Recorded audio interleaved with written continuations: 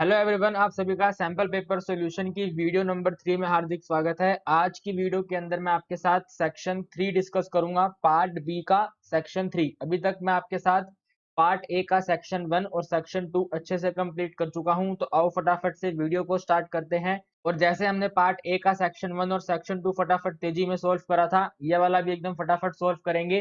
तो फटाफट से आप लोग वीडियो को शेयर कर दें सो दैट हम अपने सेशन को स्टार्ट करें। एकदम तेजी में सभी बच्चे फटाफट शेयर करेंगे।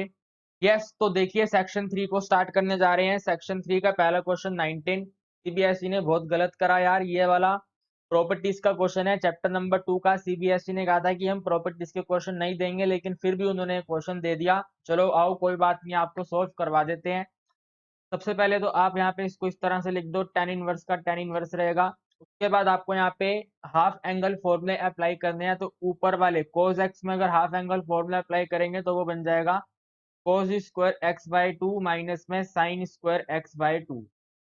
इसके डिवीजन में है 1 माइनस में साइन एक्स, तो उसके अंदर भी अगर हम हाफ एंगल फॉर्मूला अप्लाई करेंगे तो वो अपने पास यहाँ पर बनकर आएगा cos x by two minus में साइन x बाई टू का होल स्क्वायर। दोनों में डिफरेंस है, ऊपर ए स्क्वायर माइनस बी स्क्वायर है, नीचे ए माइनस बी का होल स्क्वायर है। तो अगर ऊपर ए स्क्वायर माइनस बी स्क्वायर ही है तो हम इसके अंदर अप्लाई कर देते हैं ए प्लस बी ए माइनस बी, यानी कि अपने पास वैल्यू बन जाएगी cos x by two plus में साइन x बाई टू के साथ आएगा a minus B. It means cos x by two minus में sine x by two. Very very simple. इसके डिनोमिनेटर में जो पावर 2 है उसको मैं पावर 1 और पावर 1 में स्प्लिट करके लिख देता हूँ। हम उसको यहाँ पे इस तरह से लिखेंगे cos x by two minus sine x by two, और इसके साथ फिर यहाँ पे आएगा cos x by two minus sine x by two. Okay, अब आप यहाँ पे ध्यान से देखो, आपको दो चीजें कैंसिल होती हुई नजर आ रही हैं। फटाफट से उनके ऊपर काटा पीटी मचा दो। आपके पास आंसर आ गया tan inverse multiply by cos x by two plus में sine x by two. Okay, के डिनोमिनेटर में आ गया आपके पास cos x by two minus में साइन एक्स बाई टू। और अब मुझे ये उम्मीद है कि आप लोग क्लास 11th में ट्रिग्नोमेट्री अच्छे से सीख कर आए हैं। और अच्छे से सीख कर आने का मतलब यह है कि आप लोग जानते हैं कि वैल्यू होती है 10 pi by 4 plus x by two. Okay, do you know this? नहीं सर, हम तो नहीं जानते ये बात। चलो आपको बता देते हैं, पहले क्वेश्चन कंप्लीट कर लें। टेन इनवर्स और टेन आपस में कैंसिल हो गया, आंसर आ गया pi by 4 plus x by to. This is your final answer.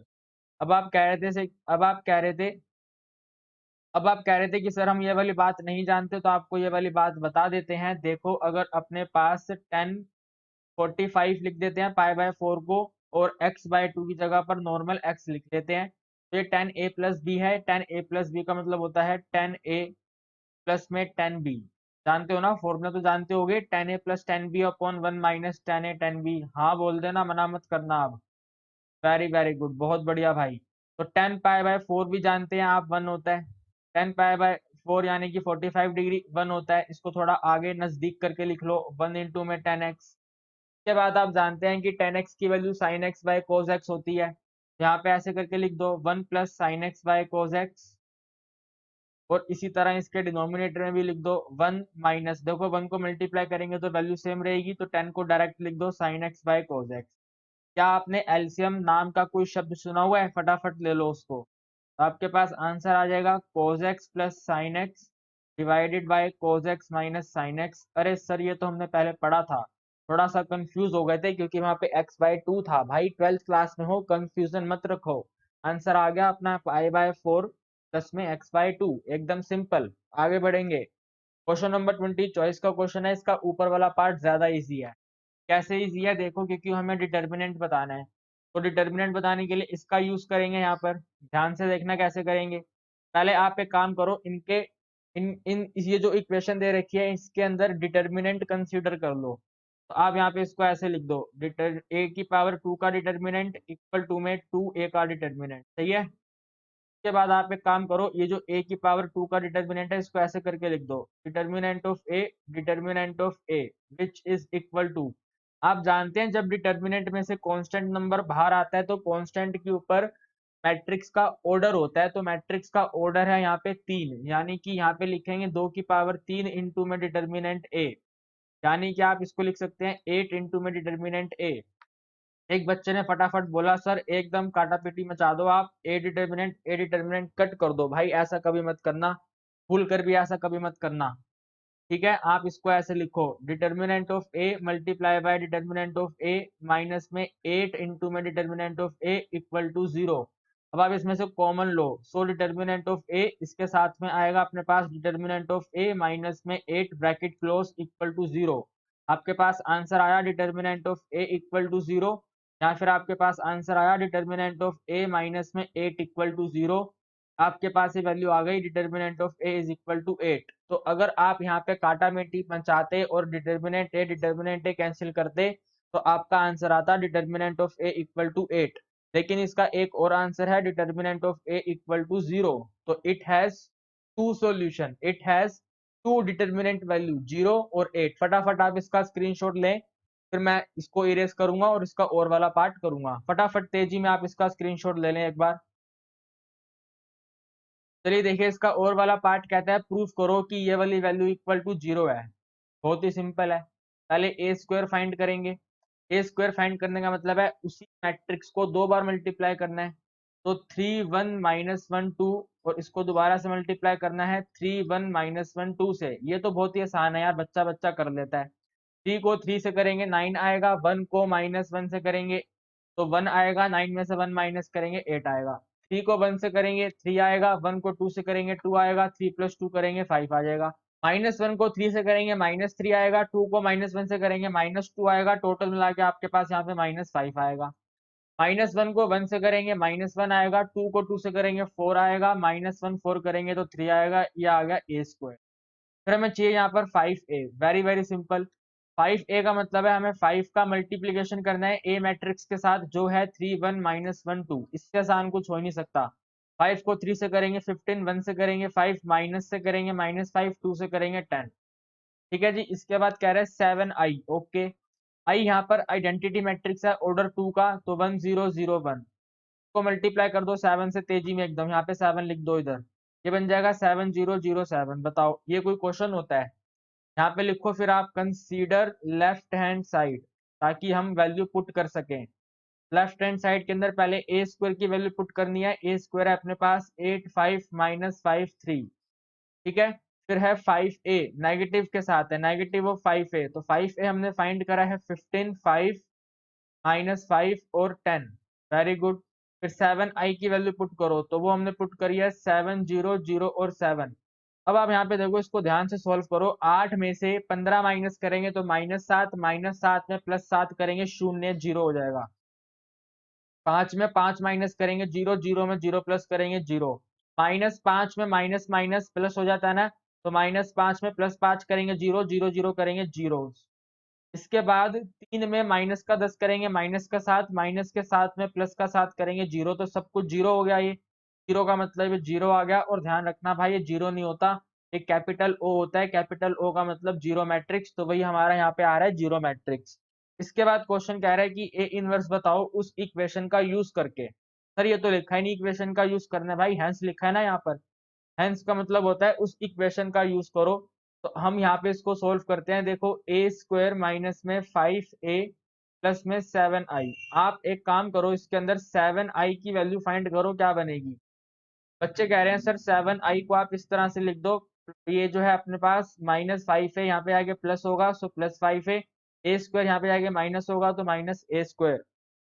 क्या बच्चे कह रहे हैं सर आप लिख दो i इज इक्वल टू, या बच्चे कह रहे हैं सर i मत लिखो, आप यहाँ पे a की पावर -1 को पोस्ट मल्टीप्लाई कर दो, तो आपके पास वैल्यू बन जाएगी 7i मल्टीप्लाई बाई ए की power -1 equal to 5a multiply A की पावर -1 माइनस में ए स्क्वायर मल्टीप्लाई ए की पावर -1। है तो ये इनवर्स, लेकिन मैं चीजों को इजी बनाने के लिए -1 इसको रीड कर रहा हूँ। ठीक है, तो अब आप यहाँ पे देखो, अगर हम 7i ए इनवर्स को सोल्व करेंगे तो ये बन जाएगा 7a inverse which is equal to, यहाँ पे आप इसको पावर की तरह ट्रीट करो। 1 और -1 शून्य हो जाएगा, ए की पावर 0 यानी कि आंसर 1 आएगा। मैट्रिक्स के अंदर 1 का मतलब है आइडेंटिटी मैट्रिक्स, तो 5i आएगा। माइनस ए की पावर 2 और ए की पावर -1 करेंगे तो ए आएगा। वेरी सिंपल हो गया, वैल्यू फाइंड कर लो। 7 into A inverse equal to 5i का मतलब है आपके पास आंसर बन जाएगा 5 0 0 और 5। इसमें से ए माइनस करना है, ए देखो कहाँ पर है अपना, क्वेश्चन से पुट करो यहाँ पे, 3 1 माइनस 1 और 2, ठीक है। फिर आप यहाँ पे इसको ऐसे लिखो 7 into A inverse equal to, इसको थोड़ा सोल्व कर दो ना फटाफट तेजी में एकदम।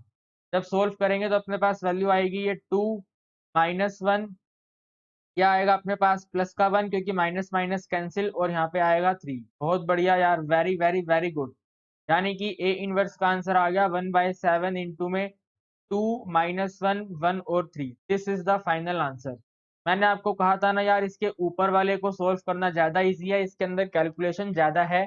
तो अगर आपको 20 के फर्स्ट वाला पार्ट समझ आ गया तो आप उसी को समझो, उसी की प्रैक्टिस करो, उसी को पेपर में अटेम्प्ट करके आना। लिख देता हूं मैं यहाँ पे, इसका ऊपर वाला पार्ट इजी है, नीचे वाले पार्ट में कैलकुलेशन ज्यादा है, ठीक है। चलो 21 क्वेश्चन, बेहतरीन क्वेश्चन है, कॉन्टिन्यूटी का क्वेश्चन है। क्वेश्चन कह रहा है कि भैया अगर x is not equal to zero है, अगर x is not equal to zero है तो आपको फंक्शन ये वाला कंसिडर करना है, यानी कि लेफ्ट हैंड लिमिट भी वहीं पे लाई करेगी और राइट हैंड लिमिट भी वहीं पे लाई करेगी, RHS नहीं, राइट हैंड लिमिट। और अगर आप x इक्वल टू जीरो ले लोगे तो आपके पास वैल्यू 1/2 आएगी। तो देखो यार, हम इसको इस तरह से सोल्व करेंगे। किस तरह से सोल्व करेंगे सर? इस तरह से सोल्व करेंगे, हम यहाँ पे लिखेंगे जो अपनी लेफ्ट हैंड लिमिट है ये इक्वल रहेगी फंक्शन की वैल्यू 0 पर। तो अगर फंक्शन की वैल्यू 0 होती है तो आंसर 1/2 होता है। और यहाँ पर लेफ्ट हैंड लिमिट फाइंड करेंगे। लेफ्ट हैंड लिमिट होती है limit h approaches to zero, limit h approaches to zero,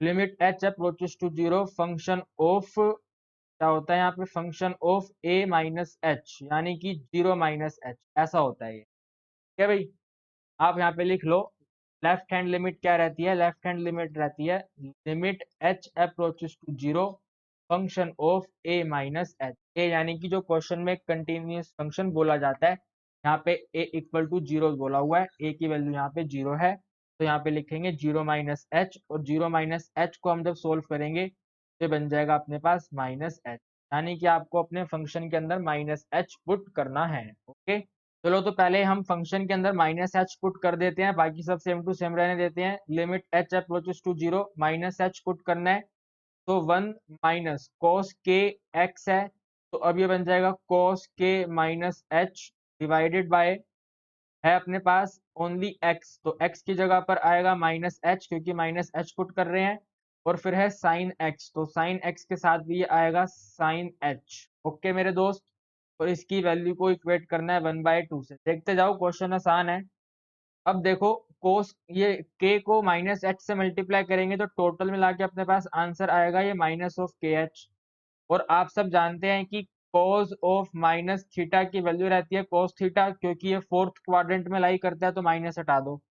इसी तरह हम ये भी जानते हैं कि sine of minus theta, minus में साइन थीटा होता है, रीजन सेम होता है कि ये फोर्थ क्वाड्रेंट में लाई करता है, तो ये माइनस यहाँ से हट के बाहर आएगा, और जब ये माइनस बाहर आएगा तो इस वाले माइनस से कैंसिल हो जाएगा, यानी कि आपके पास नीचे सिंपल सी वैल्यू आ गई है एच साइन एच। ओके, एकदम सिंपल मेरे दोस्त, एकदम सिंपल।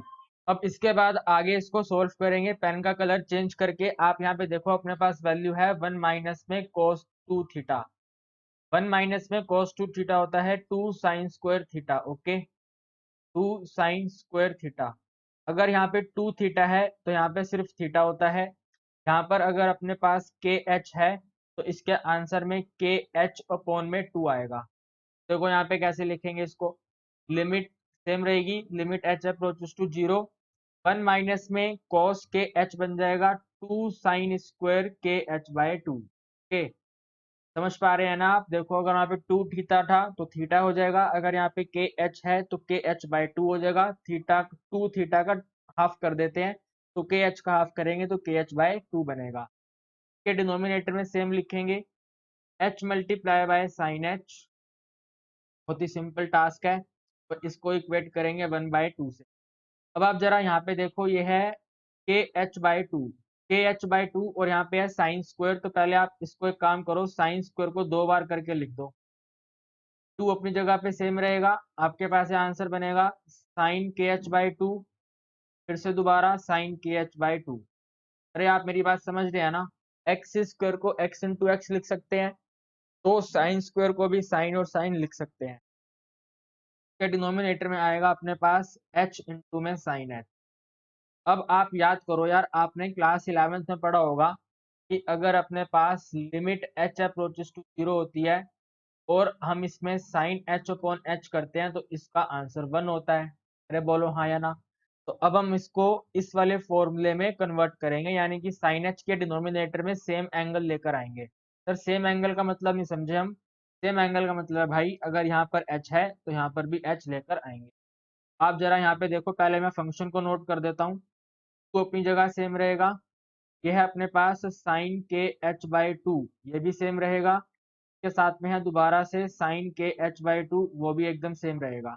हमें इसके डिनोमिनेटर में सेम टू सेम एंगल चाहिए, और एंगल है यहाँ पर ये के एच बाई टू। तो हम यहाँ पे इसको ऐसे लिखेंगे के एच बाई टू, और इसके नीचे भी हम ऐसे ही लिखेंगे के एच बाई टू। ओके, यहाँ पर है अपने पास H multiply by sine H, तो हम इसके डिनोमिनेटर में यहाँ पे लिख देंगे एच। बच्चे कह रहे हैं सर आप ऐसे कैसे कुछ भी लिख सकते हो अपने आप से। भाई बता रहा हूँ यार, थोड़ा सब्र रखा करो। देखो, हमने यहाँ पर जो चीजें मल्टीप्लाई करी हैं, डिनोमिनेटर में मल्टीप्लाई करी हैं, उसको न्यूमरेटर में भी मल्टीप्लाई करेंगे। तो यहाँ पर इसको मल्टीप्लाई करेंगे, 2 बार मल्टीप्लाई करा है तो उसको 2 बार यहाँ पे करके लिख देंगे के एच बाई टू का होल स्क्वायर। ठीक है, ताकि ये वाली चीज और ये नीचे वाली चीज आपस में कैंसिल होके वैल्यू को नलीफाई कर दे। और हमने यहाँ पर भी ये एच को मल्टीप्लाई करा है, तो हमें यहाँ पर भी एच को मल्टीप्लाई करना पड़ेगा, ताकि ये वाली वैल्यू एकदम सेम टू सेम रहे, कोई दिक्कत वाली बात नहीं हो। इस पूरी वैल्यू को हम इक्वेट करेंगे 1/2 से, और यहाँ पे लिखेंगे limit H approaches to zero. मेरी आप सबसे रिक्वेस्ट है कि इस स्टेप को ध्यान से समझ लेना। अगर ये स्टेप समझ में नहीं आया तो क्वेश्चन आपको समझ में नहीं आएगा। के बाद देखो, ये वाला आंसर कट जाएगा, आंसर 1 हो जाएगा। ये वाली वैल्यू कट जाएगी, आंसर 1 हो जाएगा। ये वाली वैल्यू कट जाएगी, आंसर 1 हो जाएगा। अपने पास जो बचेगा वो इस तरह से बचेगा, limit H approaches to zero, ऊपर से एक ये 2 रह गया, का स्क्वायर ओपन करोगे तो आपके पास बनेगा के square multiply by H square, 2 का स्क्वायर 4, डिवाइडेड बाय नीचे से ये h, और ये वाला h बन जाएगा एच स्क्वायर, और इसको इक्वेट करेंगे 1/2 से। अब आप यहाँ पे ध्यान से देखो, एच स्क्वायर भी कैंसिल हो गया। हम इसको थोड़ा सा इरेज कर देते हैं, जब तक आप वो वाला रीड करो बढ़िया तरीके से, एकदम तेजी में फटाफट से आप देख लो। यहाँ तक कोई डाउट है तो मुझे बताओ आप लोग। मेरे हिसाब से आपको यहाँ तक कोई डाउट होना नहीं चाहिए। इसको आगे सोल्व करेंगे, देखो ध्यान से। वैल्यू आएगी, ये limit H approaches to zero, एक बचा हुआ अपने पास 2, एक बचा हुआ अपने पास के स्क्वायर, एक बचा हुआ अपने पास 4। तो इसको इक्वेट कर देना है, 4 ऊपर नहीं है, 4 ऐसे है, 4 इसके डिनोमिनेटर में है, और यहाँ पे है इक्वल टू में 1/4। ओके मेरे भाई, ओके। मुझे आप ये बताओ कि इस फंक्शन के अंदर कहीं पे एच नजर आ रहा है आपको? कहीं पर कोई फंक्शन में एच नजर आ ही नहीं रहा हमको। तो अगर वहां पे एच नजर नहीं आ रहा तो भाई इसकी लिमिट में आंसर क्या बन जाएगा? यही बन जाएगा 2k² बाय 4 को इक्वेट कर देंगे 1/2 से, और यहाँ से निकाल लेंगे k की वैल्यू। तो 2 1 जा 2, 2 2 जा 4, 2 1 जा 2, 2 1 जा 2, के स्क्वायर का आंसर आ गया 1, डिग्री 2 है, 2 आंसर आएंगे, so k is equal to +-1। Very simple question, very easy question, answer आ गया अपना +-1। बस मेरे दोस्त आपको ये स्टेप समझ में आना चाहिए कि यहाँ पे ये स्क्वायर क्यों आया, क्योंकि यहाँ पर ये 2 बार मल्टीप्लाई करा था, और यहाँ पर ये h मल्टीप्लाई क्यों करा, हमने ऐसा करा क्यों, ये सबसे पहले इंपॉर्टेंट है। तो हमने ऐसा इस वाली फॉर्मूले के अकॉर्डिंग करा, क्योंकि साइन एच अपॉन एच 1 होता है, यानी कि साइन के साथ में जो एंगल होता है वही एंगल इसके डिनोमिनेटर में होना ही होना चाहिए। ओके, चलो 22 क्वेश्चन देखिए। क्वेश्चन के अंदर हमें नॉर्मल की इक्वेशन बतानी है, और नॉर्मल की इक्वेशन बतानी हो चाहे टेंजेंट की इक्वेशन बतानी हो, हमें दोनों ही केसेस के अंदर सबसे पहले पासिंग पॉइंट की जरूरत होती है, और पासिंग पॉइंट के साथ हमें स्लोप यानी कि m की जरूरत होती है। अगर ये दोनों चीजें हैं तो हम क्वेश्चन को इजीली सॉल्व कर पाते हैं। इन दोनों ही चीजों को फाइंड करने के लिए आपको एक कर्व की इक्वेशन दी गई है, और ये कंडीशन दी गई है कि आप x की वैल्यू हमेशा 0 से ग्रेटर देन एज्यूम करेंगे, और साथ में लिखा गया है जो इक्वेशन ऑफ नॉर्मल है वो परपेंडिकुलर है इस स्ट्रेट लाइन के। ओके, ये क्योंकि एक स्ट्रेट लाइन है, और हम जानते हैं कि स्ट्रेट लाइन की जो स्लोप होती है वो -a/b होती है। तो अगर हम इस स्ट्रेट लाइन की स्लोप की बात करें जिसको हम m1 से डिनोट कर देते हैं, तो m1 का आंसर बनेगा -3/-4। कुल मिलाकर आपके पास इस स्ट्रेट लाइन की स्लोप आ गई 3/4। अब देखो इस स्ट्रेट लाइन की स्लोप आने का मतलब है हम दो चीजों की स्लोप फाइंड कर सकते हैं, एक तो टेंजेंट की और एक नॉर्मल की। सर टेंजेंट की क्यों फाइंड करेंगे मेरे भाई, 2 मिनट रुको जरा, अभी समझा रहा हूँ। देखो सबसे पहले मैं नॉर्मल की बात करता हूँ क्योंकि हमें नॉर्मल की स्लोप की जरूरत भी है। क्वेश्चन कह रहा है जो इक्वेशन ऑफ नॉर्मल है, यानी कि जो नॉर्मल लाइन है वो इस लाइन के परपेंडिकुलर है। परपेंडिकुलर का मतलब होता है दोनों की स्लोप का जो मल्टीप्लीकेशन है वो -1 होगा, या फिर गिवन स्लोप का रेसिप्रोकल करके आप साइन अपोजिट कर दो। तो अगर हम यहाँ पे नॉर्मल की बात करें तो नॉर्मल का आंसर क्या बनेगा, पहले आप इसका रेसिप्रोकल करो। जब आप रेसिप्रोकल करोगे तो बनेगा 4/3, और इसके साइन का उल्टा करोगे तो आंसर आएगा -4/3। यानी कि पासिंग पॉइंट और स्लोप में से हमारे पास स्लोप की वैल्यू आ गई है -4/3। ओके, ये अपने पास आंसर आ गया। अब हमें चाहिए passing point. Passing point find करेंगे इसका डेरिवेटिव करके। हम जब इसका डेरिवेटिव करेंगे तो वो रिप्रेजेंट करेगा स्लोप ऑफ टेंजेंट को। आप मुझे एक बात बताओ, अगर ये 3/4 नॉर्मल के लिए परपेंडिकुलर का काम कर रही है तो टेंजेंट के लिए तो पैरेलल का काम करेगी, क्योंकि टेंजेंट और नॉर्मल खुद आपस में परपेंडिकुलर होते हैं। ठीक है, तो ये जो स्ट्रेट लाइन है टेंजेंट के लिए पैरेलल का काम कर रही है, और पैरेलल के केस में स्लोप बराबर होती है। यानी कि जो टेंजेंट की स्लोप है वो क्या बनेगी, 3/4 बनेगी। पहले तो आप अपने दिमाग में ये वाली बात बिठा लो, अगर एक लाइन नॉर्मल के लिए परपेंडिकुलर है तो टेंजेंट के लिए वो पैरेलल होगी, तो पैरेलल के केस में स्लोप बराबर होती है, तो आंसर बनेगा 3/4। ओके, चलो अब यहाँ पे इसका डेरिवेटिव करो। यानी कि आप यहाँ लिखो dy/dx इक्वल टू एक्स का डेरिवेटिव 1, 1/x का डेरिवेटिव -1/x²। ये dy/dx जो है ये स्लोप ऑफ टेंजेंट है, और स्लोप ऑफ टेंजेंट हमने फाइंड करा है 3/4। यहाँ पे आप ऐसे करके लिख दो 3/4 is equal to 1 - 1/x²। Sir हम ऐसे कर क्यों रहे हैं मेरे दोस्त, पासिंग पॉइंट फाइंड करने के लिए कर रहे हैं। इनको जरा क्रॉस थोड़ा शिफ्टिंग शिफ्टिंग करो इनके बीच में, तो आंसर बनेगा 1/x² इक्वल टू 1 माइनस में 3/4। यानी कि 1/x² का आंसर आया 1/4। यानी कि x² का आंसर आया 4। इसका मतलब x की दो वैल्यू आएगी, एक आएगी +2 और एक आएगी x इक्वल टू -2। क्वेश्चन ने साफ साफ बोल दिया कि नेगेटिव नंबर नहीं लेना, बड़ा नंबर लेना है जीरो से। तो जीरो से बड़ा नंबर -2 तो हो नहीं सकता, इसके ऊपर क्रॉस कर देंगे, आंसर आएगा x equal to 2। Passing point में से x इक्वल टू 2 आ गया तो कर्व में डाल के y पॉइंट फाइंड कर लो। तो y is equal to 2 plus में 1/2, x की जगह पर 2 पुट करना है जस्ट, तो y का आंसर बन जाएगा 5/2। पासिंग पॉइंट है अपने पास 2 और 5/2, और स्लोप है अपने पास -4/3। आंसर खत्म हो गया। आप यहाँ पे लिख दो इक्वेशन जो हम फाइंड करेंगे वो कुछ इस तरह से बनेगी, y minus y1 is equal to slope. Slope कौन सी लेंगे, नॉर्मल वाली लेंगे, मल्टीप्लाई में x माइनस x1। y1 की वैल्यू है 5/2, सो y माइनस में 5/2 is equal to slope of normal हमने फाइंड करी है -4/3। तो -4/3 इंटू में x minus x1, where is x1, our x1 is 2। इसको सोल्व करो, आपके पास आंसर आ जाएगा। 2 का एलसीएम ले लो इधर, ये बन जाएगा 2y minus 5/2 is equal to -4/3 into में x माइनस 2। सबको क्रॉस मल्टीप्लाई कर दो जरा, आप एक काम करो, 3 यहाँ पर मल्टीप्लाई होगा तो ये बन जाएगा 6y माइनस में 15 इज इक्वल टू 2 पहले 4 से मल्टीप्लाई होगा तो -8 बना देगा, -8 x से मल्टीप्लाई होगा तो -8x, और -8 -2 से मल्टीप्लाई होगा तो प्लस का 16। हमें x का कोफिशिएंट पॉजिटिव रखना होता है, तो ये वाली वैल्यू यहाँ पे जाएगी, प्लस बन जाएगा। यहाँ पे लिख देते हैं 8x आएगा, प्लस में 6y आएगा, 16 यहाँ पर जाएगा तो नेगेटिव, और 15 और 16 बना देते हैं 31, सो -31 बराबर 0।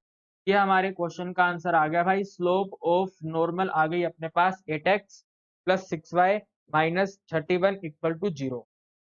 सर आपने जैसे ये लिखा है पेपर में ऐसे लिखेंगे मेरे भाई, पेपर में आपको थोड़ी बहुत स्टेटमेंट लिखनी पड़ेंगी। जैसे कि सबसे पहले मैंने इसकी स्लोप फाइंड करी तो आप लिख देना slope of line this equal to ऐसा। फिर आप लिख देना it is given that given line is perpendicular to normal, it means given line is parallel to tangent। ऐसा करके आपको स्टेटमेंट बनाना पड़ेगा। मेरा काम है आपको वीडियो के अंदर सॉल्यूशन एक्सप्लेन करना कि क्वेश्चन होगा कैसे और करेक्ट आंसर क्या होगा। तो करेक्ट आंसर होगा 8x plus 6y minus 31 equal to 0। Okay, बाकी स्टेटमेंट अब इसको रिप्रेजेंट कैसे करना है वो आपके ऊपर है, आप जैसा चाहें वैसे अपने पेपर में रिप्रेजेंट करें, लेकिन कैलकुलेशन आप इसी तरह से नोट करना। चलिए क्वेश्चन नंबर 23 करेंगे। क्वेश्चन नंबर 23 यार बहुत ही लड्डू क्वेश्चन है। क्वेश्चन नंबर 23 का पहले आप ये वाला पार्ट देखो, कितना इजी पार्ट है। आप मुझे बताओ, क्या 1/cos² x को sec² x नहीं लिख सकते? बिल्कुल लिख सकते हैं। यस, यही यही चाहते हैं कि आप थोड़ा सा अपना माइंड यूज करें और इसको लिख दें sec² x डिवाइडेड बाय, बाकी सेम रहने दें, तो 1 माइनस 10x का होल स्क्वायर। ओके, अब आप मुझे बताओ, अगर मैं इसके अंदर सब्स्टिट्यूशन मेथड यूज कर दूं तो क्या दिक्कत है? मुझे साफ साफ दिखाई दे रहा है कि 10x का डेरिवेटिव sec² x होता है। तो यहाँ पे लिख दो ऐसे करके, put 1 minus 10x equal to t. 1 का डेरिवेटिव करेंगे 0, 10 का डेरिवेटिव करेंगे sec² x, टी का डेरिवेटिव करेंगे dt बाई डी एक्स। सिर ऊपर माइनस तो है नहीं भाई, माइनस को अरेंज कर देंगे ना, क्या दिक्कत है? तो ऐसे लिख दो, sec² x into d x is equal to minus d t. इस वाले फंक्शन को यहाँ से चेंज कर लो, या आपके पास ऐसे बन जाएगा minus sec² x dx minus dt, तो माइनस बाहर और dt अंदर। यहाँ पे आ गया 1 डिवाइडेड बाय, ये 1 माइनस 10x की जगह पे t पुट करना है तो t आ गया, स्क्वायर का स्क्वायर पुट कर दो यार। यानी कि आपको 1 में टी स्क्वायर का इंटीग्रेशन करना है। 1 में टी स्क्वायर का इंटीग्रेशन करेंगे तो पहले माइनस को ऐसे पड़े रहने दो, थोड़ा इसको चेंज कर लो, आप ऐसे लिख दो टी की पावर -2 dt। अब इसको सोल्व कर लो, माइनस अपनी जगह पे ऐसे रहने दो। टी की पावर -2 को सोल्व करेंगे तो पावर में एक नंबर हमें बढ़ाना है, पावर में प्लस करना है। -2 में +1 करेंगे -1 बन जाएगा, टी की पावर -1 के डिनोमिनेटर में भी -1, ब्रैकेट क्लोज और प्लस कांस्टेंट ऑफ इंटीग्रेशन सी। देखो माइनस से माइनस कैंसिल हो गया, टी की पावर -1 को लिख दो 1/t प्लस में सी, टी की वैल्यू पुट कर दो, आपका आंसर यहाँ पे सी आएगा, ये वाला सी है। टी की वैल्यू पुट कर दो तो 1/1 माइनस 10x। देख रहे हो कितना आसान क्वेश्चन है, 1/1 माइनस 10x आपके इसके फर्स्ट पार्ट का आंसर है, और जो इजी है। सेकंड वाला पार्ट थोड़ा कुछ बच्चों के लिए कॉम्प्लिकेटेड हो सकता है तो एनसीईआरटी लेकिन थोड़ा सा कॉम्प्लिकेटेड हो सकता है। तो मैं आपको पहले बता दूं कि उस वाले क्वेश्चन के अंदर हम फॉर्मूला ये वाला अप्लाई करने जा रहे हैं। अगर अपने पास 0 से a fx होता है, तो अगर हम इसके अंदर ये वाली प्रॉपर्टी अप्लाई कर दें, इंटीग्रेशन ऑफ 0 से a f of a minus x, x को रिप्लेस कर दें a माइनस एक्स से, तो इंटीग्रेशन की वैल्यू सेम रहती है। ये वाली प्रॉपर्टी हम इसके अंदर यूज करेंगे। यहाँ पर a की वैल्यू है 1, तो x की जगह पर 1 माइनस एक्स पुट करें। ठीक है, मान लेते हैं i की वैल्यू है, सो i इज इक्वल टू 0 से लेकर 1। इस वाले x की जगह पर वैल्यू पुट करी 1 माइनस एक्स, क्योंकि a की वैल्यू है 1। फिर दोबारा ब्रैकेट यहाँ पे स्टार्ट हुआ 1 माइनस, इस वाले x की जगह पर वैल्यू पुट करी तो स्क्वायर ब्रैकेट में लिख देते हैं 1 minus x, bracket close, square bracket close, और ये ऐसे डबल वाला ब्रैकेट क्लोज, पावर n और ये dx। मैं आपको एक बार हाईलाइट करके दिखा देता हूँ कि मैंने क्या करा, जरा ध्यान से देख लेना। ये वाला x था तो 1 माइनस एक्स लिख दिया, ये वाला x था तो 1 माइनस एक्स लिख दिया। ठीक है, पावर n सेम है, बाकी सब सेम टू सेम है, बस x की जगह पर 1 माइनस एक्स कर दिया हमने हर जगह। अब आप आगे देखो, हाईलाइटर नहीं चाहिए भाई, पेन आ जाएगा। देखो अब यहाँ पे रहेगा ये 0 से लेकर 1, 1 माइनस एक्स एकदम सेम टू सेम रहने वाला है। तो थोड़ा सोल्व करेंगे तो ये माइनस जब इस 1 के साथ जाएगा तो 1 माइनस 1 बना देगा, और ये वाला माइनस जब इस x के साथ जाएगा तो प्लस का x बना देगा। Bracket close, power n same, dx same. 1 में से 1 माइनस करेंगे 0, तो हमें काम करते हैं इसको हटा के यहाँ पे लिख देते हैं x की पावर n। ठीक है, अब x की पावर n को आप इस 1 से मल्टीप्लाई कर दो, क्वेश्चन इजी हो गया। अब 0 से लेकर 1, 1 से मल्टीप्लाई करेंगे x की पावर n, बीच में माइनस का साइन, x की पावर n को इससे मल्टीप्लाई कर दो तो x की पावर n प्लस 1 बन गया, यहाँ पे dx आ गया। एकदम सिंपल है भाई, कुछ है ही नहीं। अब इसका इंटीग्रेशन कर दो, x की पावर n का इंटीग्रेशन, x की पावर n प्लस 1 अपॉन में n प्लस 1 में भी वैल्यू सेम अप्लाई कर दो, ये बन जाएगा n प्लस 1 में एक और प्लस 1 करना है, यानी कि n प्लस 2, तो x की पावर n प्लस 2 अपॉन में n plus 2। Constant of integration तो आएगा नहीं, यहाँ पर वैल्यू पुट करनी है हमें 0 से लेकर 1, तो इसको सोल्व करो। पहले आप 1 पुट करो इसके अंदर, 1 पुट करोगे x के अंदर तो आंसर बनेगा 1 की पावर n प्लस 1 अपॉन में 1 प्लस 1। सॉरी नीचे तो n है ना भाई, सॉरी भाई सॉरी, n प्लस 1 रहेगा, फिर बीच में माइनस x की जगह पर 1 लिखना है तो 1 की पावर n प्लस 2 अपॉन में n प्लस 2। ठीक है, ब्रैकेट क्लोज, माइनस करेंगे, बीच में जीरो पुट करेंगे, x की जगह पर जीरो पुट करेंगे तो भाई अगर x की जगह पर जीरो पुट करेंगे, जीरो आने की वजह से पूरा आंसर जीरो हो जाएगा, आगे में भी पूरा आंसर जीरो हो जाएगा। जीरो जीरो को बल्कि लिखने की भी जरूरत नहीं आई क्योंकि जीरो जीरो जीरो रहता है। इसको थोड़ा सोल्व कर दो आप, क्या बनेगा, 1 की पावर कुछ भी करे 1 होता है, तो 1 अपॉन में n प्लस 1, बीच में माइनस का साइन, और यहाँ पे 1 की पावर 1 सेम रहेगा, सॉरी 1 की पावर 1 नहीं, 1 की पावर कुछ भी हो 1 आता है, तो 1 अपॉन में n प्लस 2।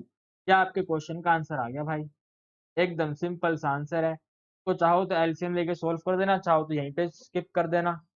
ठीक है, अगर मेरी मानो तो इसके अंदर सबसे इजी क्वेश्चन की बात करूं, सबसे इजी क्वेश्चन इसके अंदर इसका फर्स्ट वाला पार्ट था, ये वाला हमने फॉर्मूला यूज करा था, और बाकी और तो कुछ था नहीं, इजी है। 23 का फर्स्ट वाला पार्ट आसान क्वेश्चन है। फिर देखो क्वेश्चन नंबर 24 जो है वो आपका एप्लीकेशन ऑफ इंटीग्रेशन से लिया गया है। क्वेश्चन आसान है, पैराबोला कर्व दे रखा है, यहाँ पे अलग से रफ डायग्राम बना लेते हैं। वाई एक्सिस है, ये एक्स एक्सिस है, y square equal to 8x है, तो ये ग्राफ कुछ इस तरह का बनेगा। यहाँ पे लिख देते हैं ये है y square is equal to 8x, लेकिन जब हम इसको सोल्व करेंगे तो हमें y की वैल्यू चाहिए होगी, तो y की वैल्यू बन जाएगी root of 8x। Root of 8x का मतलब है ये बन जाएगा 2√2 इंटू में रूट एक्स। सही है भाई, और बल्कि रूट एक्स को भी लिख देते हैं इस तरह से करके 2√2 इंटू में x की पावर 1/2, क्योंकि रूट की पावर 1/2 होती है, तो हम जब क्वेश्चन सोल्व करेंगे तो डायरेक्ट इसको लिखेंगे 2√2 टू एक्स की पावर 1/2। क्वेश्चन कह रहा है x इक्वल टू 2 तक का एरिया बताओ। x इक्वल टू 1 कहीं यहाँ पर आएगा, x इक्वल टू 2 कर यहाँ कहीं यहाँ पर आएगा, ये ऐसे ऊपर लाइन और ये ऐसे नीचे लाइन, ये है अपने x इक्वल टू 2 की स्ट्रेट लाइन। क्वेश्चन में कहीं नहीं लिखा हुआ कि आपको फर्स्ट क्वाड्रेंट का चाहिए या इसके फोर्थ वाले क्वाड्रेंट का चाहिए, तो दोनों का लेना होगा। तो हम इस वाले एरिया को फाइंड कर लेंगे और इसका डबल कर देंगे। ये 0 से स्टार्ट होकर 2 तक जा रहा है और कर्व है 2√2 एक्स की पावर 1/2 का 2 गुना करना पड़ेगा। यहाँ पे लिखेंगे भैया जो एरिया बनेगा वो बनेगा 2 टाइम्स ऑफ इंटीग्रल ऑफ 0 से लेकर 2, और फंक्शन है अपने पास 2√2 इंटू में एक्स की पावर 1/2 और with respect to d x. Constant और कॉन्स्टेंट को मल्टीप्लाई कर दो, आंसर बन जाएगा 4√2। 4√2 0 से लेकर 2 एक्स की पावर 1/2 का इंटीग्रल करेंगे तो पावर 1 प्लस करना है, 1/2 में 1 प्लस करेंगे तो 3/2, इसके डिनोमिनेटर में भी यहाँ पे आएगा 3/2। ठीक है, जब हमने इंटीग्रेशन कर दिया ना तो यहाँ पे ये सिंबल नहीं आएगा, यहाँ पे ऐसे वाले ब्रैकेट आएंगे। एक काम करो, ये जो 3/2 है, 3/2 को इस 4√2 के साथ कंपेयर कर लो तो आपके पास ऐसे बनेगा ये 4√2 डिवाइडेड बाय 3/2। तो ये 3/2 जो है ये ऊपर जाके मल्टीप्लाई हो जाएगा, यहाँ पे ऐसे 3 लिख दो और यहाँ पे ऐसे 2 लिख दो, इसके साथ यहाँ पर वैल्यूज हैं ये 0 से लेकर 2, 2 उसके अंदर पुट करो तो 2 की पावर 3/2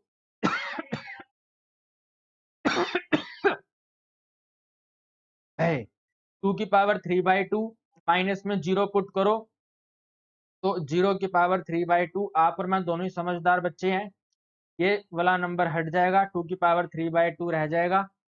तो थोड़ा सोल्व कर दो, 2 4 जा 8√2/3 मल्टीप्लाई बाय, को देखो ऐसे लिख सकते हैं 2 की पावर 3 और होल पावर 1/2।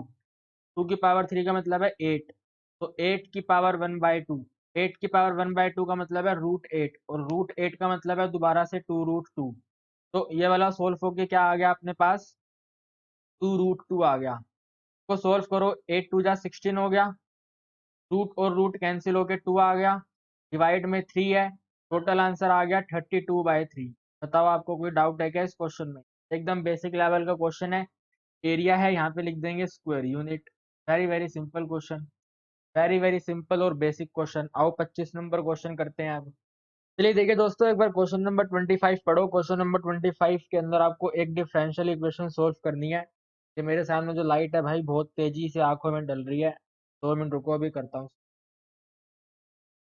हाँ जी, देखो यार, ये इसके अंदर हम वेरिएबल सेपरेबल का यूज कर लेते हैं, इसको ऐसे लिख देते हैं, ये बन जाएगा dy अपॉन में ये कोसेकेंड y नीचे आ जाएगा। ठीक है, और इक्वल टू में अपने पास आएगा ये एक्स क्यूब और ये डी एक्स ऊपर चला जाएगा, तो ये इंटीग्रेशन ले लो, ऐसे लिख दो 1 अपॉन में कोसेकेंड वाई, 1 अपॉन में cosecant y d y is equal to यहाँ पे आएगा x⁻³ dx। अरे 1 अपॉन में कोसेकेंड वाई को तो हम साइन वाई लिख सकते हैं यार, ये बन जाएगा sine y d y is equal to क्या आएगा अपने पास x⁻³ dx। साइन वाई का अगर हम इंटीग्रेशन देखें मेरे दोस्त तो simple simple minus cos y होता है, ठीक है, इक्वल टू x⁻³ का करेंगे तो बन जाएगा x⁻⁴/4 कांस्टेंट ऑफ इंटीग्रेशन, दोनों जगह में एक साइड पे ऐड करते हैं तो यहाँ पे लिख देते हैं c। की वैल्यू फाइंड करने के लिए हमें एक ये भयंकर सी वैल्यू दे रखी है, भयंकर वैल्यू नहीं है, इसका मतलब ये है देखो y के ब्रैकेट में x होता है हमेशा, का मतलब ये है कि अगर आप x की वैल्यू 0 पुट करोगे तो आपके y का आंसर भी क्या हो जाएगा, 0 हो जाएगा। डाल दो जरा, पुट करो उधर, minus of cos 0 is equal to 0 plus C.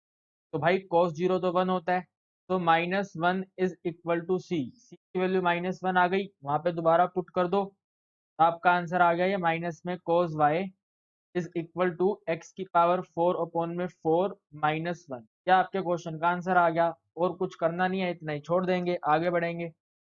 26 question कहता है एरिया ऑफ पैरेललोग्राम बनाओ। ये सबसे यूनिक क्वेश्चन आया है, मैंने पहली बार देखा है, मैंने जब से पढ़ाना स्टार्ट करा ये वाला क्वेश्चन मैंने फर्स्ट टाइम देखा। ध्यान से देखना आप भी, क्वेश्चन क्या कहना चाह रहा है, एरिया ऑफ पैरेललोग्राम बताओ। देखो पैरेललोग्राम का एरिया फाइंड करने के लिए या तो आपके पास दोनों साइड होनी चाहिए या आपके पास दोनों डायगोनल होने चाहिए। इस क्वेश्चन के अंदर एक साइड दे रखी है, एक डायगोनल दे रखा है, तो मैं आपको पहले यहाँ पे थोड़ा डायग्राम बना के इसको सिखाना चाहूंगा, इस तरह से करके ध्यान से देखना। ये कह रहा है अगर एक साइड और एक डायगोनल के को इनिशियल वेक्टर गिवन है, पहले वाला साइड वाला वेक्टर है, दूसरे वाला आपका डायगोनल वेक्टर है, को इनिशियल वेक्टर यहाँ से मान लेते हैं, को इनिशियल यानी कि सेम पॉइंट से स्टार्ट हो रहे हैं। तो साइड तो ये है पैरेललोग्राम की, है ना, this is the side of parallelogram. तो अगर ये साइड है तो हमें ये यहाँ पे दे रखा है आई कैप माइनस जे कैप प्लस के कैप, और यहीं से डायगोनल भी स्टार्ट हो रहा है, देखो ये वाला डायगोनल है इसका, this is the diagonal of parallelogram. तो यह आपको दे रखा है देखो कितना, 4i कैप प्लस में 5j कैप। आप मुझे ये बताओ अगर मैं यहाँ पे नाम लिख दूं ए और ऊपर नाम लिख दूं बी, आपने एक आइडेंटिटी ऐसे पढ़ी है कि अगर मैं ओ ए वेक्टर में प्लस करूंगा ए बी वेक्टर तो ये टोटल मिला के ओ बी वेक्टर के बराबर होगा। सर यस सर पढ़ा तो है, लेकिन हमें इसके अंदर बड़ी कंफ्यूजन होती है, कंफ्यूजन रखने वाली बात नहीं है भाई। यहाँ पे देखो ये ए और ए आपस में कैंसिल हो जाते हैं और ये ओ और बी रिजल्टेंट वेक्टर बना देते हैं, तो ओ ए प्लस ए बी बराबर ओ बी। तो हमें ए बी मालूम है ये पैरेललोग्राम की साइड है, तो ए बी पैरेललोग्राम की साइड को फाइंड करने के लिए हम इसके अंदर ये वाली प्रॉपर्टी का यूज करेंगे, O A vector plus A B vector equal to O B vector, ठीक है। इसी के नीचे मैं यहाँ पे लिख देता हूँ कि अगर मुझे ए बी वैक्टर फाइंड करना है तो ये क्या बन जाएगा मेरे भाई, ये बन जाएगा ओ बी वैक्टर माइनस में ओ ए वैक्टर। एकदम सिंपल हो गया ना, ये ओ ए वैक्टर प्लस में है, वहां पे जाके माइनस में, तो हम यहाँ पे लिखेंगे ओ बी वैक्टर, हमारे पास क्वेश्चन में कितना गिवन है, O B vector is 4i cap plus में 5j कैप, माइनस है तो मैं डायरेक्ट साइन चेंज करके लिख देता हूँ ओ ए वैक्टर के, यानी कि आई कैप प्लस में जे कैप माइनस में के कैप। तो जब आप सोल्व करोगे तो आपके पास आंसर आएगा 3i कैप प्लस में 6j कैप माइनस में के कैप। तो अपने तो अपन लोगों ने भाई, तो मेरे दो, तो हमने यहाँ से साइड नंबर 2 फाइंड कर लिया जो पैरेललोग्राम, तो ये हमने भाई फाइंड कर लिया साइड 2। अब हम साइड वाले का कंसेप्ट यूज करके एरिया ऑफ पैरेललोग्राम फाइंड कर लेंगे। साइड वाले केस के अंदर पैरेललोग्राम होता है दोनों साइड्स का क्रॉस प्रोडक्ट का मैग्नीट्यूड, और अगर हम इसके अंदर दूसरा डायगोनल फाइंड करते हैं तो डायगोनल की वैल्यू के अंदर वैल्यू रहती है 1/2 d1 क्रॉस d2, ठीक है। आप चाहो तो इसको स्क्रीनशॉट लेके लिख सकते हो, हम इसके अंदर ये वाला कंसेप्ट यूज करने जा रहे हैं। तो हमें दोनों साइड्स का क्रॉस प्रोडक्ट करना है, यानी कि एक ओ ए का और एक ए बी का, ओ ए का क्रॉस प्रोडक्ट करना है ए बी के साथ, तो आप और मैं दोनों जानते हैं it is equivalent to determinant value. यहाँ पे लिखो i cap j cap k cap, पहले ओ ए के कंपोनेंट डालो यहाँ पे, सो 1 -1 और 1। फिर ए बी के कंपोनेंट लिखो यहाँ पर, तो 3, 6 और -1। फटाफट इसको सोल्व करो यार। सोल्व कैसे करेंगे, यहाँ पे आई कैप अलग पड़े रहने दो, आई कैप के कोरोस्पोंडिंग वैल्यू ओपन कर दो। -1 को -1 से करेंगे 1, 6 को 1 से करेंगे 6, बीच में माइनस, तो आंसर आ गया माइनस में 5 आई कैप। फिर यहाँ पर आएगा माइनस में जे कैप, तो जे को थोड़ा पीछे लिख देते हैं, इसके कोरोस्पोंडिंग वैल्यू सोल्व करेंगे तो 1 को -1 से करेंगे 1, सॉरी -1, 3 को 1 से करेंगे तो 3, बीच में माइनस का साइन, टोटल मिला के -4। तो ये आ गया अपने पास माइनस में 4, पहले माइनस पहले से ही था, माइनस में 4 इसका कंपोनेंट बना और जे कैप। फिर यहाँ पे लिखेंगे प्लस में के कैप, के कैप का कंपोनेंट फाइंड करने के लिए 6 को 1 से मल्टीप्लाई करेंगे 6, 3 को -1 से करेंगे -3, बीच में माइनस, टोटल मिला के 9। यहाँ पे आ गए 9 के कैप। तो थोड़ा और बेहतरीन तरीके से नोट कर दो तो ये बन जाएगा माइनस में 5 आई कैप, प्लस में 4 जे कैप, प्लस में 9 के कैप। क्या मेरी बातें आपको समझ आ रही हैं? एकदम बेसिक से मैंने आपको पूरा क्वेश्चन एक्सप्लेन करा है। अब हम कर देंगे इसका मैग्नीट्यूड, वही हमारे क्वेश्चन का आंसर हो। तो देखो यहाँ पे इसका मैग्नीट्यूड फाइंड कर देते हैं। यहाँ पे लिखेंगे magnitude of O A vector cross A B vector. Very very simple है मैग्नीट्यूड फाइंड करना, आपको इनके कंपोनेंट का स्क्वायर करना है और उनका सम करना है। तो माइनस में 5 का स्क्वायर करेंगे 25, 4 का स्क्वायर करेंगे 16 और 9 का स्क्वायर करेंगे 81। इन सबको कर दो ऐड। ठीक है, 25 में जब 16 प्लस करेंगे तो 6 5 11 और 2 3 4, 41 आएगा ये। 41 में 81 प्लस करना है, 1 + 1 2 और 8 + 4 12, टोटल मिला के वैल्यू आ गई √122। तो our answer is 122 square unit. Okay, area है ना, तो एरिया में स्क्वायर यूनिट लिखते हैं। अब बहुत सारे बच्चों का डाउट आ रहा है कि सर आपका आंसर सैंपल पेपर के आंसर से मैच नहीं कर रहा, तो वो उसके लिए भाई सॉरी। मैंने जब क्वेश्चन को स्टार्टिंग में सोल्व करना स्टार्ट करा था तो स्पीड स्पीड के अंदर यहाँ पे 5 के कैप की जगह पर मैंने 5 जे कैप एज्यूम कर लिया था, और मैंने पूरा का पूरा क्वेश्चन फिर 5 जे कैप से ही सोल्व करा है, इसलिए मेरा आंसर आपके सैंपल पेपर वाले आंसर से मैच नहीं कर रहा। इस पूरा कंसेप्ट मैंने आपको एक्सप्लेन कर दिया। आप एक काम करना, इस जे कैप को रिमूव करके के कैप लेके सोल्व करना, आपका आंसर डेफिनेटली सैंपल पेपर से मैच हो जाएगा। ठीक है मेरे भाई, बाकी मैं आप सबसे सॉरी कहता हूँ। कंसेप्ट सेम है, क्वेश्चन आपको समझ में आ गया होगा। तो कमेंट करके मत बताना कि सर आपने क्वेश्चन गलत करा, मैंने अपनी तरफ से सही करा। बस मेरे से गलती हो गई कि मैंने 5 के कैप को 5 जे कैप एज्यूम कर लिया, एज्यूम नहीं करा बल्कि लिखते लिखते मुझे पता नहीं चला। ठीक है भाई, चलो 27 क्वेश्चन करेंगे। देखिए क्वेश्चन के अंदर हमें वेक्टर इक्वेशन बतानी है प्लेन की। प्लेन की वेक्टर इक्वेशन बताने के लिए बोला जा रहा है कि जो प्लेन है हमारा वो 100 से पास करता है।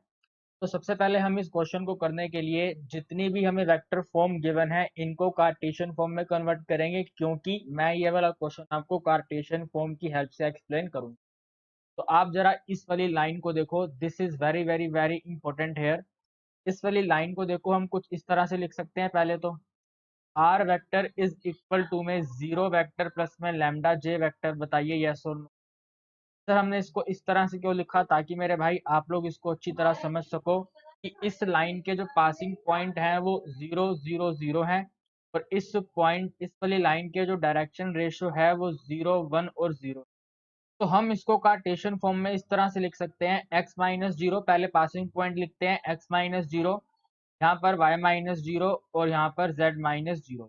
इसके डिनोमिनेटर में आता है हमारे पास डायरेक्शन रेशो, तो डायरेक्शन रेशो है 0 1 0।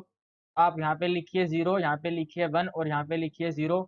ये मत कहना कि सर डिवाइड में 0 लिखने से वो इन्फिनिटी चला जाता है, वो वाला केस अलग होता है, ये वाला केस अलग है। यहाँ पर डिवाइड में जो 0 लिखा होता है इसका मतलब ये है कि ये आपको डायरेक्शन रेशो के बारे में बता रहा है। हमने अपनी लाइन को एक कार्टेशियन फॉर्म में कन्वर्ट कर लिया, या फिर अगर आप कार्टेशियन फॉर्म में कन्वर्ट ना भी करना चाहो तो आपको ये ध्यान रखना है कि लाइन के पासिंग पॉइंट हैं 0 0 0 और लाइन के डायरेक्शन रेशियो हैं 0 1 0। हम यहाँ पर ऊपर कहीं पे लिख लेते हैं कि जो लाइन के डायरेक्शन रेशियो हैं वो 0 1 0 है, और जो लाइन का पासिंग पॉइंट है वो 0 0 0 है। ठीक है, अब क्वेश्चन में ये लिखा था कि प्लेन के ऊपर ये वाली लाइन लाई कर रही है, प्लेन के ऊपर ये लाइन लाई करने का मतलब है इस लाइन के डायरेक्शन रेशो और प्लेन के डायरेक्शन रेशो का जो डॉट प्रोडक्ट होगा वो 0 होगा, यानी कि आपस में जो परपेंडिकुलर वाली कंडीशन है वो वाली बनेगी। ठीक है। प्लेन के डायरेक्शन रेशो और इस लाइन के डायरेक्शन रेशो का जो डॉट प्रोडक्ट रहेगा वो 0 रहेगा। और पासिंग पॉइंट, जो लाइन के पासिंग पॉइंट है, इसका मतलब ये है यही सेम टू सेम प्लेन के भी पासिंग पॉइंट है। ये दो बातें आप ध्यान रख लेना। कंटेन का मतलब होता है कि प्लेन के डायरेक्शन रेशो और लाइन के डायरेक्शन रेशो का डॉट प्रोडक्ट 0 होगा। और जो प्लेन जिस जिस पासिंग पॉइंट से प्लेन पास कर रहा है उसी सेम पासिंग पॉइंट से लाइन भी पास करेगी। ठीक है, तो अब हम इसको यहाँ पे हटा देते हैं, क्वेश्चन को करना स्टार्ट करते हैं। सबसे पहले हम यहाँ पे प्लेन की इक्वेशन को लेट करेंगे। तो जरा ध्यान से देखना किस तरह से इक्वेशन लेट होगी। जनरल इक्वेशन ऑफ प्लेन हमें लेट करनी है तो हम जानते हैं कि वो होती है a multiply by x minus x1, यहाँ पर x1 आएगा, प्लस में b multiply bye y minus y1, plus में c multiply by z minus z1, और ये पूरा टोटल होता है इक्वल टू 0। तो let the equation of plane, हमने ये प्लेन की इक्वेशन लेट कर ली। अब क्वेश्चन की स्टार्टिंग लाइन में लिखा हुआ है कि ये प्लेन जो है वो 1 0 0 से पास कर रहा है, यानी कि x1 y1 z1 की जगह पर 1 0 0 पुट करेंगे। तो यहाँ पे लिखेंगे a multiply by x minus one, plus में b multiply by y minus zero, plus में c multiply by z minus zero equal to 0। आपके पास आंसर बन जाएगा ये a x minus one multiply by b y plus में c Z equal to 0। ये आ गई अपने पास equation number 1। A B C की वैल्यू फाइंड करेंगे, यहाँ पे पुट करेंगे, अपना आंसर आ जाएगा। इसके बाद बोला हुआ था जो ये प्लेन है वो लाइन, इसके बाद क्वेश्चन में बोला गया था कि जो गिवन लाइन है वो इस प्लेन के ऊपर लाई कर रही है, इस प्लेन के ऊपर कंटेन कर रही है। इसका मतलब मैंने आपको पहले बता दिया, जो लाइन के पासिंग पॉइंट है वही इस प्लेन के भी पासिंग पॉइंट है। तो अब आप इसके अंदर एक्स वाई और जेड की जगह पर 0 0 0 पुट करेंगे। तो एक्स वाई जेड की जगह पर 0 0 0 आएगा, तो a multiply by 0 minus one, plus में b मल्टीप्लाई बाय 0, प्लस में c multiply by 0 equal to 0, यानी कि minus of a is equal to 0, यानी कि a इज इक्वल टू 0। हमारे पास a की वैल्यू आ गई है 0। तो आप एक काम करो, अब a की वैल्यू को यहाँ पर पुट कर दो। जब a की वैल्यू को उसमें पुट करोगे तो आपके पास आंसर बन जाएगा पी वाई प्लस में सी जेड इक्वल टू 0। ये आ गई इक्वेशन नंबर 2। सही है जी। अब आगे मैंने आपको बताया था कि जो प्लेन के डायरेक्शन रेशो है वही, अब आगे मैंने आपको बताया था जो प्लेन के डायरेक्शन रेशो हैं और जो लाइन के डायरेक्शन रेशो है उनका डॉट प्रोडक्ट 0 है। हम यहाँ पे लिखते हैं डायरेक्शन रेशो ऑफ प्लेन। देखो डायरेक्शन रेशो ऑफ प्लेन क्या होते हैं, जो मैंने यहाँ पे कैपिटल लेटर से डिनोट किए हुए हैं, ए बी और सी। ठीक है जी। और फिर हम यहाँ पे लिखते हैं डायरेक्शन रेशो ऑफ लाइन, जो हमें क्वेश्चन में लाइन गिवन है उसके डायरेक्शन रेशो क्या है, तो इसके डायरेक्शन रेशो हमने फाइंड करे थे 0 1 0। इन दोनों का डॉट प्रोडक्ट 0 करना है, तो ये दोनों आपस में मल्टीप्लाई होंगे और प्लस होने के बाद इक्वल टू 0 हो जाएंगे। तो यहाँ पे हम इसको ऐसे लिख सकते हैं a मल्टीप्लाई बाय 0, प्लस में b मल्टीप्लाई बाय 1, प्लस में c multiply by 0। Dot product कहता है कि इसकी वैल्यू इक्वल जाएगी 0 के। को सोल्व करेंगे तो यहाँ पे आएगा b इक्वल टू 0। हमने b इक्वल टू 0 फाइंड करा, इस b इक्वल टू 0 को यहाँ पर इक्वेशन नंबर 2 में पुट कर दो, तो आपके पास आएगा 0 मल्टीप्लाई बाय वाई प्लस में सी जेड इक्वल टू 0। इसका मतलब है सी जेड की वैल्यू 0 है। यहाँ पर भाई 0 है, ये d नहीं है, 0 इंटू वाई 0 हो गया। सी वहां पे जाके डिवाइड होगा तो इसका मतलब है z की वैल्यू 0 है। तो z इक्वल टू 0 ही हमारे क्वेश्चन का आंसर है। लेकिन हमें इसका आंसर देना है वेक्टर इक्वेशन में, तो वेक्टर इक्वेशन में बन जाएगा r vector dot product z equal to 0 होने का मतलब है, देखो यहाँ पे जो z का कोफिशिएंट है वो 1 है और z का कोफिशिएंट जाता है हमारे k के कंपोनेंट के साथ में, तो k के कंपोनेंट भी 1 रहेगा। तो आंसर आएगा r vector dot k is equal to 0। ये हमारे क्वेश्चन का आंसर आ गया वेक्टर फॉर्म में। और ये वाला हमारे क्वेश्चन का आंसर है कार्टेशियन फॉर्म में। हमें वेक्टर फॉर्म में आंसर देना है, तो फाइनल आंसर आएगा r vector dot k cap equal to 0। Is the final answer. एकदम सिंपल सा प्रोसेस है, ध्यान से करिएगा। आइए करेंगे अब क्वेश्चन नंबर 28। फिर देखो क्वेश्चन नंबर 28 का फर्स्ट पार्ट कहता है एक रेफ्रिजरेटर बॉक्स के अंदर 2 मिल्क चॉकलेट हैं और 4 डार्क चॉकलेट हैं। हमने 2 चॉकलेट को ड्रॉन करा एट रैंडम, कहीं नहीं लिखा हुआ कि विद रिप्लेसमेंट है विदाउट रिप्लेसमेंट है। तो आप इसके अंदर ये मानोगे कि आपने एक चॉकलेट को उठाया और अपनी जेबी में डाल दिया, यानी कि हम इसके अंदर यूज करेंगे combination. Okay, but we use here combination. तो अब आप आगे देखो इधर। और हाँ यार, मैं एक बात बता दूं आपको, बात कॉम्बिनेशन की हो रही है, तो अगर आपको प्रोबेबिलिटी चैप्टर अच्छे से सीखना है तो मैंने प्रोबेबिलिटी चैप्टर का लिंक आपको डिस्क्रिप्शन में दे रखा है। आप वहां जाके प्रोबेबिलिटी चैप्टर को अच्छे से स्टडी कर सकते हैं। ठीक है, आपको बढ़िया तरीके से प्रोबेबिलिटी चैप्टर समझ आ जाएगा। पेपर के सारे क्वेश्चन आप अटेम्प्ट कर पाएंगे। क्वेश्चन पर वापस आते हैं। हमें प्रोबेबिलिटी डिस्ट्रीब्यूशन बनाना है नंबर ऑफ मिल्क चॉकलेट का। बहुत ही बढ़िया बात है। कॉम्बिनेशन हमें यूज करना है।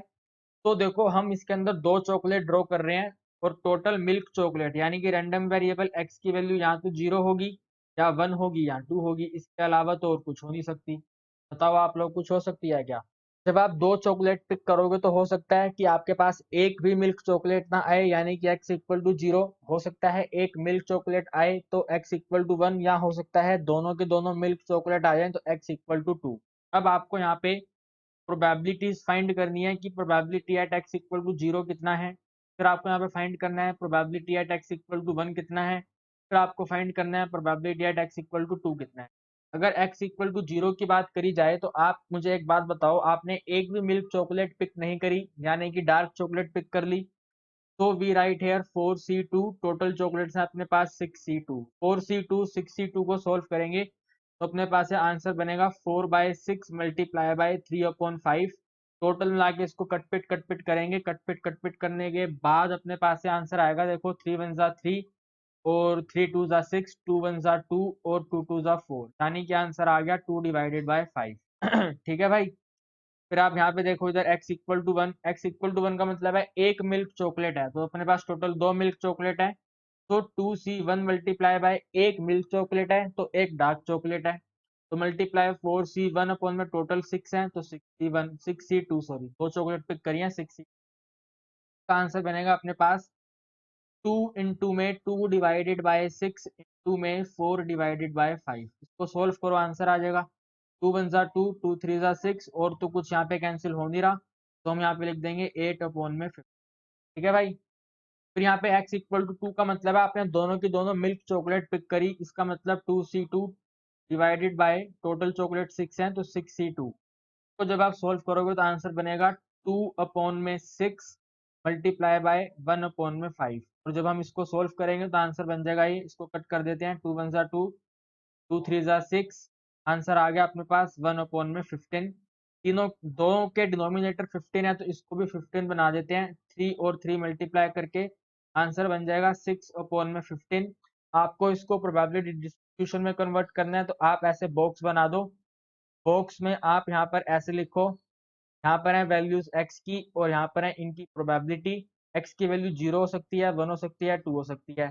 0 पे हमने इसका आंसर फाइंड करा है 6/15, 1 पे फाइंड करा है 8/15 और 2 पे फाइंड करा है 1/15। ठीक है। अब इसका अगले वाला पार्ट कह रहा है what is the most likely outcome, किस आउटकम के ऊपर सबसे ज्यादा प्रोबेबिलिटी है।